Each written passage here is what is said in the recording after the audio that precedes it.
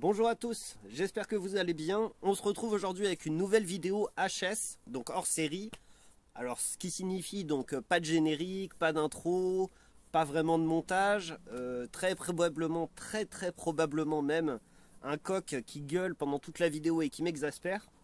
Mais quand même c'était une vidéo je pense importante à faire parce que il y a quelques sujets que je voudrais aborder avec vous et qui je pense méritent d'être discutés. Alors notamment suite à ma dernière vidéo concernant l'achat d'une maison pas chère à la campagne, et puis d'autres aussi dans lesquelles j'ai pu avoir des commentaires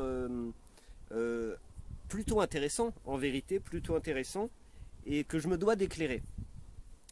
Alors il y a beaucoup d'entre vous qui vivent comme moi à la campagne et qui me disent tu n'arrêtes pas de dire aux gens de venir vivre à la campagne, mais est-ce que t'as pas peur finalement de jouer un jeu dangereux, un jeu un peu à double tranchant, en ramenant des gens à la campagne et en leur disant de tout simplement de venir ici, au risque peut-être moi de casser la sérénité que je prône. Voilà, ça résume un petit peu l'idée. Alors ces commentaires là je les trouve pas désobligeants ni dérangeants quoi que ce soit, je les comprends tout à fait. Parce que c'est vrai que je suis un prosélyte de la campagne et je fais du prosélytisme campagnard parce que la campagne c'est ce que j'aime par-dessus tout, parce que j'aime la campagne pour la sérénité qu'elle apporte et pour ce qu'elle est actuellement et ce qu'elle fut. Il faut dire les choses aussi, parce que vous êtes aussi nombreux à me dire que les campagnes commencent à changer, c'est vrai, et que c'est de la faute en vérité du retour à la campagne. Je suis entièrement d'accord avec ça. Mais quand même, vous oubliez peut-être une notion importante, si vous me suivez depuis un moment, c'est que d'une part, bon, la campagne c'est ce que je connais, et je sais que la campagne est bonne pour les gens en général, à partir du moment où tu fais l'effort de vivre de façon réellement campagnarde, plus proche de la terre, plus proche de la nature. D'autre part, je suis catholique, vous le savez, et j'ai quand même un devoir de protection et de bienveillance envers mon prochain.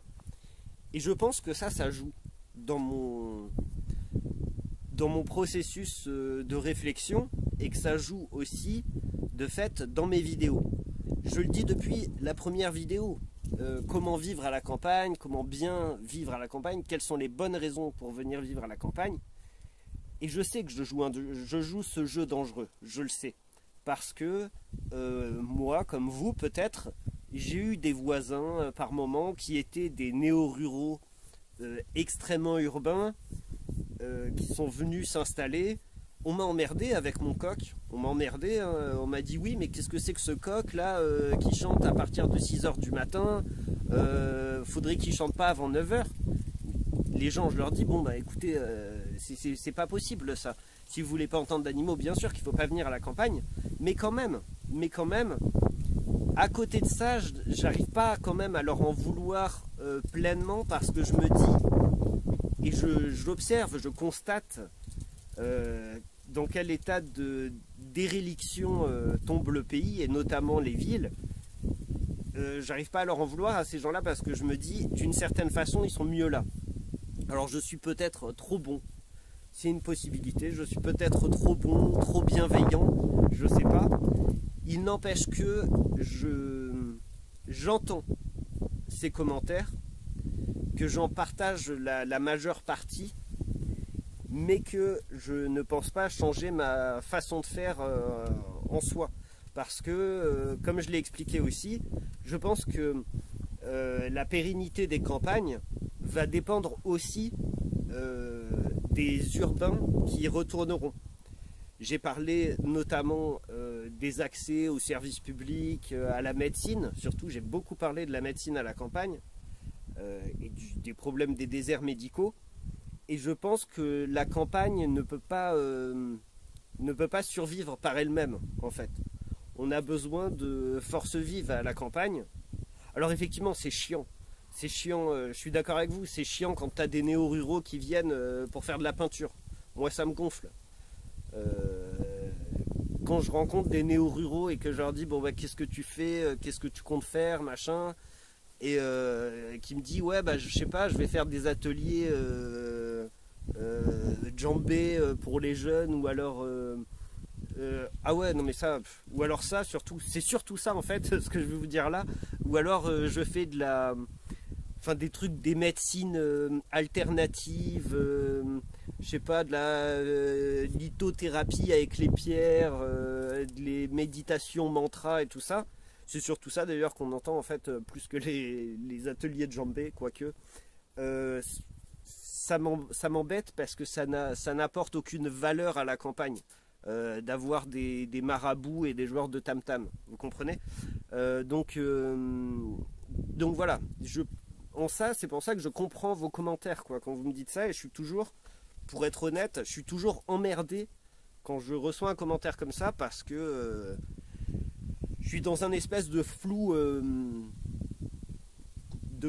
peu jumelé entre ma raison et ma bienveillance, parce que bien évidemment, ma foi euh, peut parfois se battre un petit peu avec,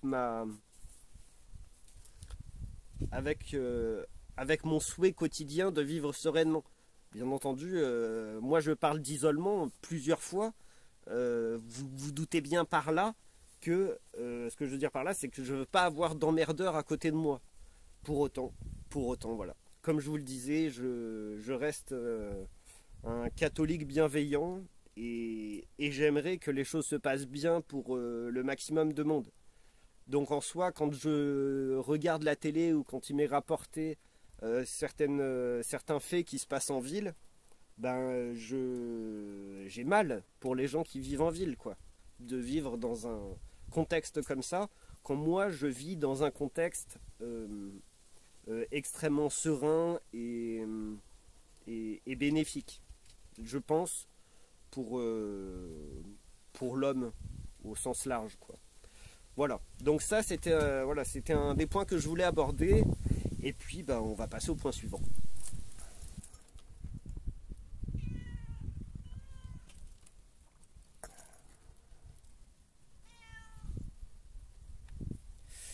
Ouais, en plus de ça, j'ai repris la clope récemment, je suis vraiment un gros débile. Bon, le point suivant. Je vais me mêler un petit peu de ce qui me regarde pas. Mais t'as fini, toi? Regardez-la, elle. Je vais me mêler un peu de ce qui me regarde pas, ouais. Et vous me direz peut-être, dans ce cas-là, que tu t'emmerdes avec ça. Et vous auriez raison. Et vous auriez raison. Mais je pense que c'est toujours dans une optique de préservation, je pense, des âmes et des cœurs, quoi, hein. Parce qu'il y a quelque chose que je trouve assez dérangeant sur Internet, sur YouTube notamment, chez les... Non pas chez les survivalistes cette fois, je vais pas taper sur les survivalistes, mais chez les autonomistes. Alors peut-être comme beaucoup d'entre vous, vous avez remarqué, comme beaucoup d'entre vous... attendez, j'ai un problème là. Comme beaucoup d'entre nous,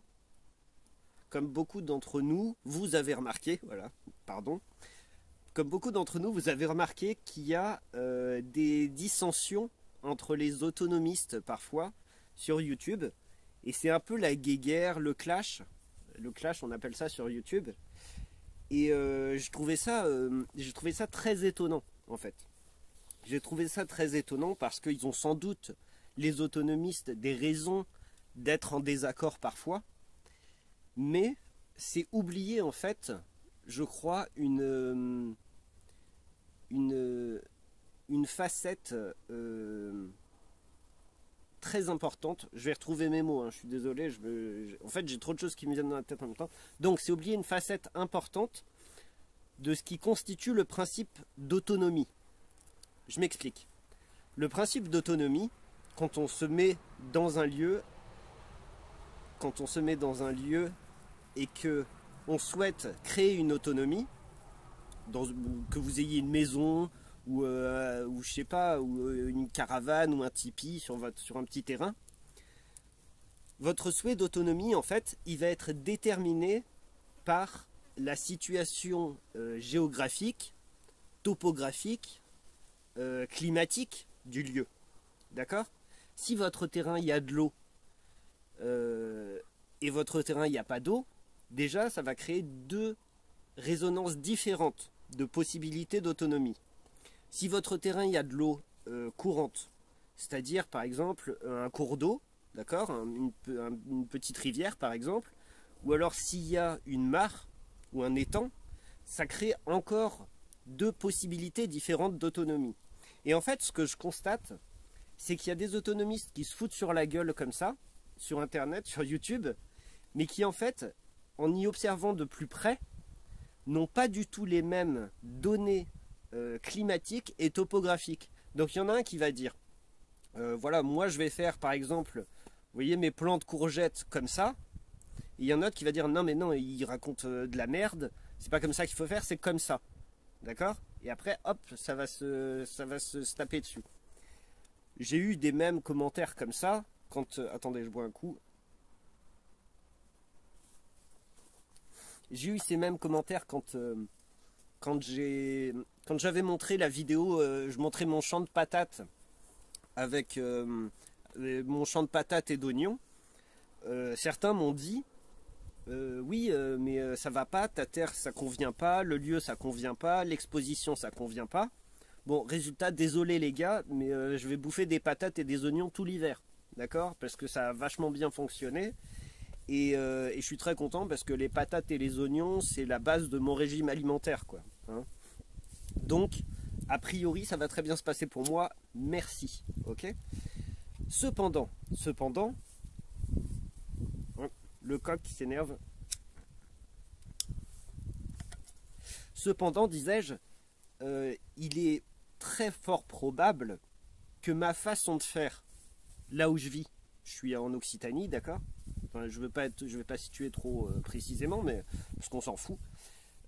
Ma façon de faire, dans une autre région de France et sur un autre terrain, n'aurait peut-être pas été la plus efficiente. Vous comprenez ça? Ça, c'est très important de percevoir ça avant de donner du crédit, en fait, à des dissensions, à des clashs. Voilà. Donc après que des gens s'embrouillent, tout ça, machin, c'est une chose. Il faut pas non plus être trop complaisant avec tout ça, dans le sens où, enfin, offrir de la complaisance à l'autonomie au sens général. Parce que j'ai lu pareil des commentaires, justement sous ces vidéos un peu clash, j'ai lu des commentaires de gens qui disaient oui, c'est terrible de s'affronter là-dessus, alors que s'il y a bien un domaine dans lequel on devrait être tous unis, c'est bien l'autonomie. Bah non. S'il y a bien un univers justement dans lequel on peut se permettre d'être désunis, c'est justement l'autonomie. L'autonomie, ça sert à ça. Ça sert à justement se désunir. D'accord ? Donc il ne faut pas verser dans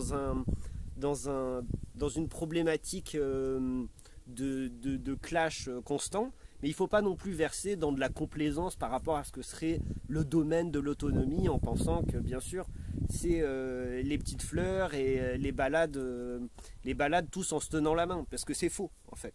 S'autonomiser, c'est une façon de désunir, quoi.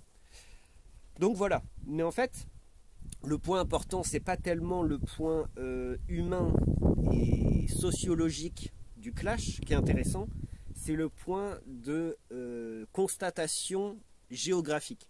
Et alors dans ça, j'entends bien sûr climatique et topographique.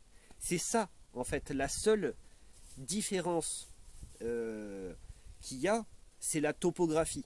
La topographie, moi je peux vous dire, parce que j'ai une vue sur toute la vallée dans laquelle je vis là, je peux vous dire que mon champ de patates et d'oignons que j'ai fait d'une certaine façon chez moi, si j'avais été en face, je l'aurais fait de façon différente. Voilà. Et c'est ça en fait. C'est ça en fait. Et donc, je me mêle pas de ce qui me regarde pas en disant oui, il faut arrêter les clashs, c'est pas bien, machin. Non, mais clashez-vous si vous voulez, moi je m'en fous, il n'y a pas de problème. Mais après, je parle de ça en tant que spectateur, non acteur, parce que je suis dans aucun clash et tant mieux, hein, et Dieu m'en garde. Mais voilà, je parle de ça en tant qu'acteur parce que, comme vous, Je constate ça en gravitant sur les, voilà, les vidéos autonomie, tout ça. C'est la géographie. La géographie, c'est tout. C'est tout. Tout peut finalement, dans les domaines qui nous intéressent, l'autonomie, même le bushcraft, la vie sauvage globalement, tout peut se réduire à ça. Par exemple, je vais prendre un autre exemple pareil. On va récemment, j'ai pensé à vous faire une vidéo sur les moyens de s'hydrater, de boire en conditions de survie. Je sais qu'il existe un moyen de s'hydrater par rapport à la nature avec les bouleaux, par exemple. Je sais que ça existe, mais moi, je ne vais pas vous présenter la façon de le faire dans la vidéo avec les bouleaux. Pourquoi? Parce qu'il n'y a pas de boulot là où je vis, en fait. Tout simplement. Et je sais pertinemment que quand je ferai cette vidéo, quelqu'un me dira, mais attends, mais dis donc là-haut, t'oublies quelque chose de très important, il y a les boulots aussi. Hein? Avec les boulots, t'as pas besoin de t'emmerder comme tu me montres là. Bah ouais, mais voilà. C'est géographique en fait le problème, d'accord? Et c'est pareil pour tout le reste. Donc voilà, c'était une petite comme ça, une petite réflexion qui passait par là et qui, je pense, va permettre, enfin moi me permet, peut-être vous aidera aussi, à prendre de la distance par rapport à tout ce qui se passe sur YouTube là et de se dire bon, voilà, c'est juste, c'est pas qu'ils sont méchants tous ces gens-là, j'imagine, je les connais même pas en vrai et pour dire vrai. Je suis tombé sur ces clashs un peu par hasard parce que je ne suivais pas les chaînes de ces gens-là. Mais ça permet quand même de prendre une distance et de voir finalement quelle serait la racine profonde des différences entre les autonomistes. Ouais, je pense. Notez que d'ailleurs... Cette façon de voir les choses peut s'appliquer à plein de choses différentes. D'accord? Peut s'appliquer à plein de choses différentes. Le fait de se dire qu'en fait, l'important, c'est pas notre perception personnelle, mais c'est notre environnement personnel. Voilà. C'est l'environnement qui est déterminant. Ça commence à faire un peu long pour ce sujet. On arrête là et on passe à un autre sujet. Oui, bon, alors c'était important de parler de ça, là, l'autonomie. Mais de toute façon, l'autonomie, j'en reparlerai prochainement, mais dans une vidéo vraiment théorique. Hein. Théorique parce qu'il y a l'autonomie, il y a ce qu'on en perçoit, et puis il y a aussi la réalité de l'autonomie. Et alors, petit spoil, c'est le mot pour la prochaine vidéo. Enfin, c'est pas la prochaine vidéo forcément où je parlerai d'autonomie. Mais petit spoil pour la vidéo où je parlerai d'autonomie, à mon avis, l'autonomie totale est impossible. L'autonomie totale est impossible, ça serait l'ermitage dans ce qu'il a de plus sauvage et animal. Donc à mon avis, l'autonomie, voilà. Mais bon, j'en reparlerai dans une vidéo dédiée. Je souhaitais aussi vous parler d'un truc. Alors ça fait depuis le début de la chaîne que c'est une problématique récurrente. Bon, celle-là, c'est de ma faute, hein, voilà. J'ai des gros problèmes, vous le savez, de son dans mes vidéos. J'ai des gros problèmes de son. Vous l'avez entendu dans cette même vidéo. Il y a le bruit du vent, tout ça. Parfois des problèmes visuels aussi. C'est moins fréquent. Parfois des problèmes visuels, mais des problèmes de flou quand je bouge beaucoup. Mais c'est surtout le son qui est problématique. Là, en ce moment, je vais vous dire, je suis dégoûté parce que j'ai fait une vidéo, peut-être pas celui dont je suis le plus fier, mais à mon avis, celle qui est la plus sympa et celle où j'ai pris le plus de plaisir. Voilà, pas celle dont je suis le plus fier, mais celle où j'ai pris le plus de plaisir. C'est la vidéo J'ai trouvé l'Éden. Dans la vidéo dans laquelle je fais du canoë avec famille et amis là dans le Lot. Et cette vidéo pour moi est incroyable parce que j'ai passé 2 jours exceptionnels. Mais en fait le rendu de la vidéo audio est insupportable. Dès que je commence à parler, on n'entend rien et tout, et je suis dégoûté. Bref, je suis dégoûté parce que c'est une belle vidéo, je pense que ce que je montre c'est sympa, et je ressens un réel malaise en fait par rapport à cette vidéo. Je suis dégoûté quoi. Enfin bon, bref, la chose est dite. Donc j'investis dans du meilleur matos. Donc a priori dès la prochaine vidéo ça sera bien meilleur au niveau du son, au niveau de l'image. Donc je suis très content, j'ai hâte aussi. Ce week-end, je vais faire mes premiers cours pour comprendre un petit peu comment ça fonctionne, travailler un petit peu le côté vidéaste, et j'ai hâte aussi de ça parce que j'ai hâte de vous donner une meilleure qualité dans ces vidéos en fait. Voilà, parce que je sens que ça mord en plus. Bon, c'est un peu péjoratif comme terme, je suis désolé, hein, vous n'êtes pas des poissons, mais ce que je veux dire par là, c'est que je sens que ça plaît. Voilà, je sens que ça plaît. Il y a en plus des fidèles, il y a des gens qui sont contents et tout ça. Donc voilà, j'ai besoin en fait d'une évolution technique, voilà, pour mettre en valeur tout ça. Donc je m'exerce ce week-end. J'ai mon matos très rapidement, donc la prochaine sera très bien. Et puis d'ailleurs, à ce propos, je vous ai parlé récemment, j'étais avec ma femme, c'était dans la vidéo justement, j'ai trouvé l'Éden. Vers la fin de la vidéo, j'étais avec ma femme et on vous a parlé d'un projet qu'on a, donc c'est de faire une chaîne ensemble où on vous présentera des balades dans le coin, où on vous emmènera avec nous vous balader dans le coin.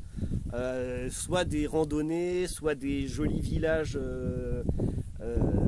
occitans. Pas que, on verra, hein, si on étend la portée peut-être, ça sera sympa. Mais enfin voilà, toujours est-il que ce sera une chaîne donc avec ma femme qui s'appellera très certainement la chaîne Balade de Goupil, au pluriel pour balader pour Goupil, Balade de Goupil. Et d'ailleurs je vais très probablement tourner les premiers rushs ce week-end dans un des plus beaux villages du Lot, j'en dis pas plus, voilà. Donc je serai dimanche dans un des plus beaux villages du Lot, à savoir lequel, vous verrez. Voilà, on va tourner les premiers rushs, on est content. Cette chaîne, je pense qu'elle va être très sympa, elle sera sans doute beaucoup plus tranquille et beaucoup plus comment dire, contemplative. Mais c'est vraiment, on a vraiment à cœur avec ma femme de vous présenter nos randonnées préférées, nos lieux particuliers préférés du coin et nos villages préférés du coin, parce que vous verrez, ça va être royal. Donc voilà, la technique, on s'en occupe. Dès la prochaine fois, ça sera beaucoup mieux normalement, je croise les doigts. Hein. Mais voilà, bon, je me dois quand même de m'excuser platement pour toutes les vidéos effectivement où le son était pourri, où il y a eu des problèmes visuels, et puis voilà, et puis surtout ça où on n'entendait rien parce que j'en suis le premier désolé quoi, j'en suis le premier désolé. Alors regardez quand même s'il vous plaît la vidéo j'ai trouvé l'Éden, parce que le son est pourri au début mais après ça va mieux quand même, et c'est une vidéo sympa. Et puis en plus, dans un moment dans la vidéo, vous me verrez bourré, et ça c'est rigolo aussi, j'imagine. Mais voilà quoi. Donc voilà, ça c'était les sujets dont je voulais vous parler aujourd'hui. Bon, alors ceci dit, hein, je sais pas, y a la Coupe du Monde de rugby là, qui va pas tarder à commencer, donc je veux voir l'ouverture. Je vais vous laisser là, c'est bien que j'ai abordé ces sujets-là. Et puis bon, voilà, ça me permet aussi de temporiser mes idées et l'afflux de mes réflexions, de faire ces vidéos HS. Donc on se retrouve la semaine prochaine avec une nouvelle vidéo. Vous verrez bien de quoi il s'agit. Prenez soin de vous d'ici là. Baladez-vous, profitez parce qu'il fait beau, c'est agréable. Ah oui, ma femme qui m'appelle. Donc j'arrive. Voilà, prenez soin de vous et je vous dis à la prochaine. Allez, salut.